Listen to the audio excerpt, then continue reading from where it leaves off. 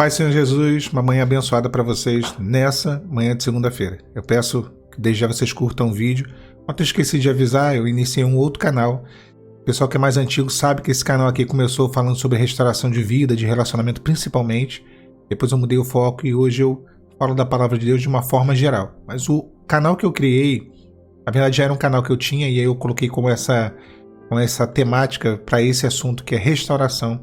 Eu tenho colocado o link aqui no comentário fixado dos vídeos do canal. Na verdade, eu peço que os irmãos que têm interesse nesse assunto se inscrevam, vá até o canal. Já tem um vídeo postado que eu fiz ontem, vídeos exclusivos sobre esse assunto, sobre como lidar com essa situação que muitas das vezes acontece na nossa vida, onde há uma necessidade de uma reconstrução inteira de uma vida após a dissolução de um relacionamento. A nossa meditação nessa manhã, pessoal, vai estar lá em Atos dos Apóstolos. E eu não vou nem sequer entrar no texto, eu só vou dar a referência que é Atos 16, 22. Eu peço desde já perdão, desculpa, eu estou com um pouco de alergia, então eu vou estar um pouquinho atacado aqui na alergia, na coceira do nariz, nos olhos, mas amém, Deus está no controle. A palavra fala o quê? Em Atos 16, 22. Que a multidão, ela se uniu contra Paulo, né? Paulo e Silas, e eles ali fizeram um conluio com os magistrados, rasgaram as vestes de Paulo e Silas e assim mandaram açoitá-los com vara, e depois de eles terem apanhado muito, os lançaram na prisão. E a ordem para o carcereiro foi a seguinte: que guardasse com segurança, que eles não fugissem de jeito nenhum. Então o carcereiro, quando ele recebe essa ordem, ele leva até o cárcere interior. E a palavra fala que ele prendeu os pés de Paulo e Silas com tronco. E lá por volta da meia-noite, Paulo e Silas eles oravam e cantavam louvores ao Senhor. E os demais presos escutavam. Eles escutavam, estava sendo cantado, não participavam, mas escutavam. Estavam ali como apenas espectadores do culto, né? Ali assistindo o culto que estava sendo feito por Paulo e Silas, que cantavam e oraram. E a palavra fala que de repente sobreveio um grande terremoto. E os alicerces eles se moveram e as portas se abriram e foram soltas as prisões de todos.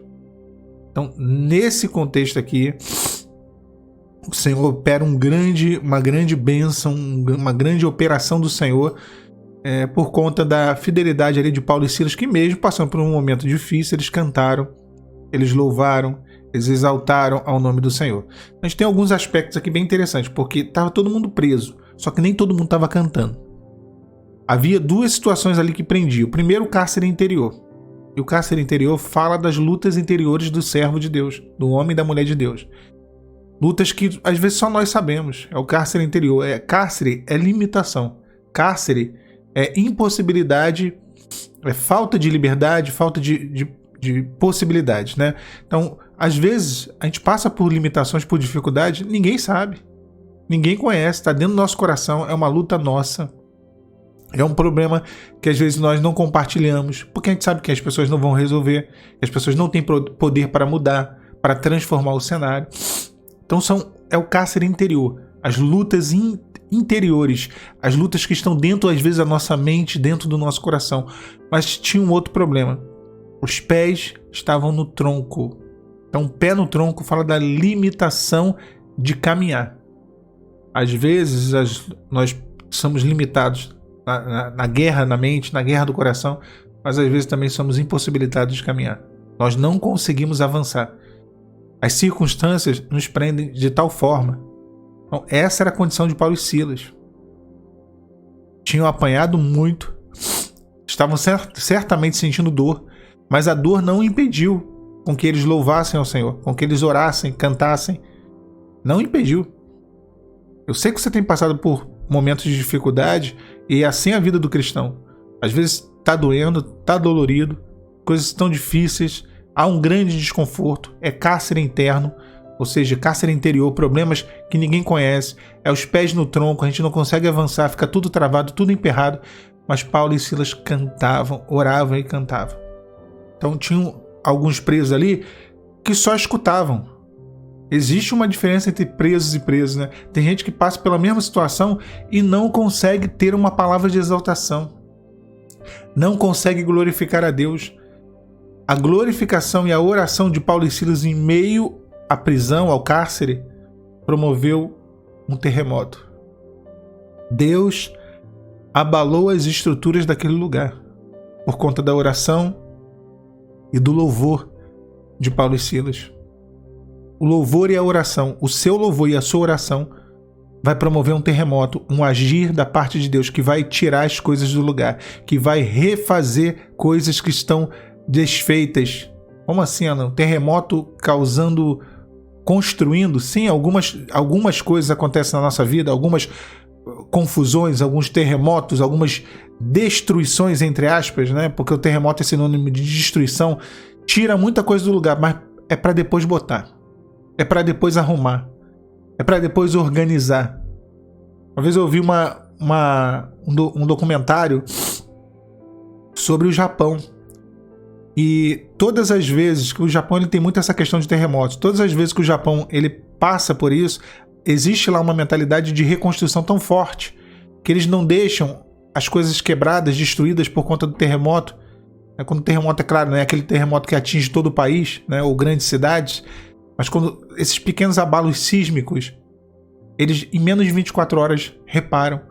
E eles dizem lá, eles têm essa mentalidade de que o terremoto é a oportunidade de uma reconstrução, que o terremoto não é para destruir, mas para reconstruir algo. Eles já têm essa mentalidade inserida ali na cultura do povo. Então, da mesma maneira, o terremoto não é para a sua destruição. E isso que está acontecendo não é para a sua ruína, não é para pôr um fim no projeto de Deus na sua vida. Pelo contrário, é para reconstruir. O terremoto ali foi sinônimo de liberdade, foi sinônimo de salvação, foi sinônimo de libertação.